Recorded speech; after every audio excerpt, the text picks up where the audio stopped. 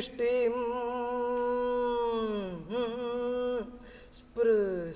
സ്പൃശസി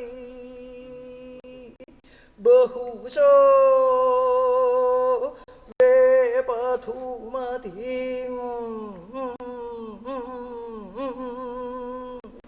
രഹസ്യ ആഖ്യായി സ്വനസി മൃദു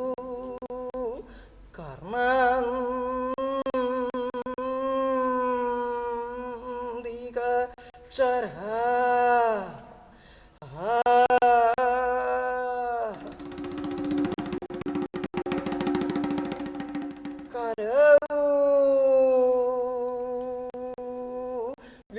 വ്യാധുന്വത്യ പിബസി രതി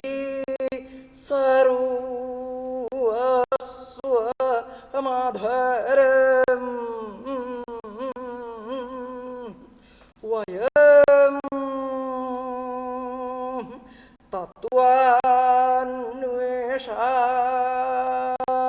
തത്വാന്വേഷാൻ മധുകര ഹതാ ത്വം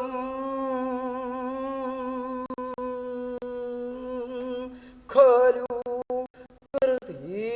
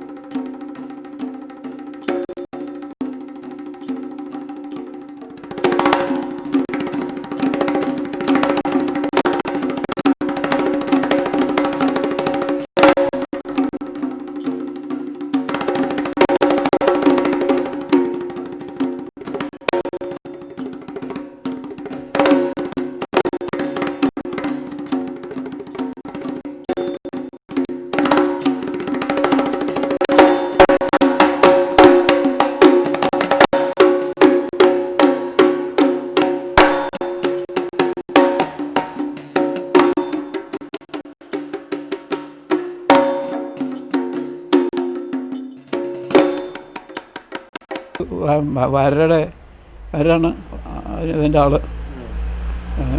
അയാളുടെ ഓഫീസിലാണ് ഇത് കൊടുത്തിട്ടുള്ളത് എന്നുള്ളത്. നല്ല ധാരാളം കാശുണ്ട് ഇപ്പോൾ ഇവിടെ. എൻ്റെ ചെറുപ്പകാലം മുതലൊക്കെ കൊടുത്തു തുടങ്ങിയതാണ്. പൈസ കിട്ടിയാൽ അവിടെ കൊടുക്കുക.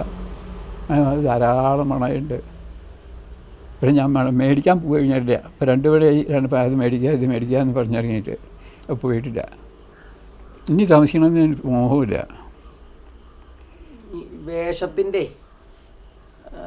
അന്നുണ്ടായിരുന്ന സമ്പ്രദായം ഇന്നുണ്ടായിരുന്ന സമ്പ്രദായം ധാരാളം മാറ്റം വന്നുള്ളൂ. ഇപ്പോൾ ചുട്ടിയിൽ കുറച്ച് മാറും. അത് അവരുടെ പ്രവർത്തിക്കുന്ന ആളുടെ മനസ്സിൻ്റെ സ്ഥിതി വരെയിരിക്കും.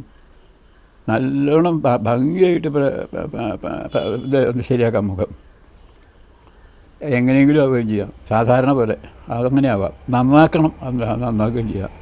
അങ്ങനെയുള്ളത്. അല്ല, അപ്പോൾ ഈ മാറ്റങ്ങൾ വന്നതിൽ അന്നിപ്പോൾ രണ്ടും ഉണ്ടായില്ല. ഇപ്പോൾ കടലാസൊക്കെ വെച്ച് ചുട്ടിയും അല്ലാതെ അരി മാത്രമായിട്ട് ചുട്ടി ഉണ്ടായിട്ടുണ്ടല്ലോ. ഇത് രണ്ടും ചെയ്തിട്ടുണ്ടല്ലോ. ആരെ? ഞാനോ? എനിക്കില്ല. അരി ചുട്ടി ഉണ്ടായിട്ടില്ലേ? അരി കുട്ടിയുടെ ഉണ്ടായിട്ടുള്ളൂ.